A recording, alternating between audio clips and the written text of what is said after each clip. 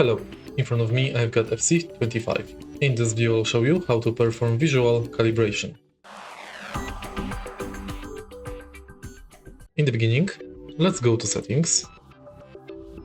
And now go to settings again and video calibration. Now you can change brightness of your display until you can see the EA logo without the black drop shadow behind it.